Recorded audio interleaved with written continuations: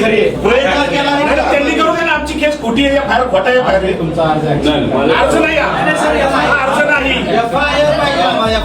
आम्हाला एफआयआर तरी द्या, नाही तर मी खोटा एफआयआर करतो म्हणून माझ्या कारवाई करू.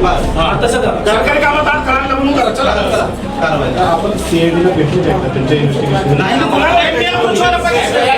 साहेब 1 महिना झाला एक स्टेटमेंट पोलीस साहेब 1 महिना झाला एक स्टेटमेंट तरी आले सीआयडीचं. बरं आम्हाला सांगा, सीआयडी बरोबर तुम्हाला माहित नसेल कोणाला बोलवलं सीआयडी नाही. त्याचा रोहित सिंग अमेरिकेत जाऊन आला, तो दिल्लीत येऊन बसला, सीआयडी त्याला अजून नाही बोलवलं. VK सिंग जो मालक आहे त्याला अजूनपर्यंत बोलवलं नाही.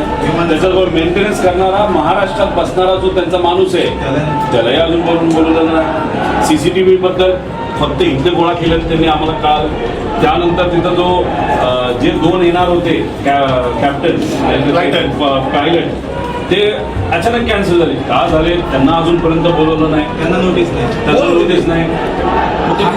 काय आणि DGCच्या कोणत्या अधिकाऱ्यांनी मंजुरी दिली याला? आणि हे आमच्या लेवलला आम्हाला कळलेलं माहिती.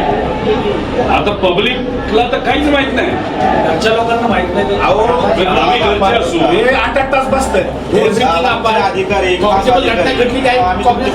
गव्हर्नमेंट प्रेझेंटेशन दिल्लीत दाखवले, मुंबईत दाखवले, ते मोगम नाही साहेब.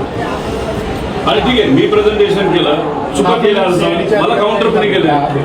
बारामतीमध्ये पोलीस जर आम्हाला साहेब आमचा सीआयडीला द्या ना.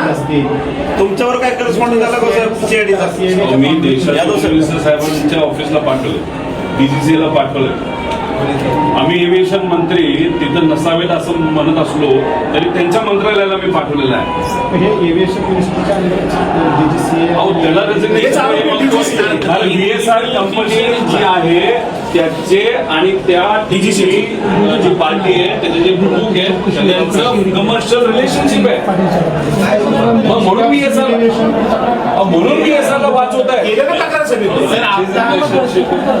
VSR ला म्हणून वाचवत आहे. आणि मग आमचं म्हणणं आहे तुम्ही त्याच्या VSR विरोधात FIR घेत नाही, तुम्ही सुद्धा वाचत. आणि चालू तपास जे सांगताय तुम्ही साहेब त्याच्यामध्ये अँगल कोणता आहे? अपघात आणि टेक्निकल. क्रिमिनल चौकशी कोण करत? 5 लोकांच्या मृत्यूची आमची झाली, बाकी आमचं काहीच म्हणणं नाही. सिंपल एकदम 5 लोक मयत झाले एका ऍक्सिडेंट मध्ये. आमची ऍक्सिडेंटची एफआयआर टाकतो आणि आमची एफआयआर कुठे टाकामध्ये काय येऊ दे पुढे. नाहीतर सीआयडीला वर्ग करा.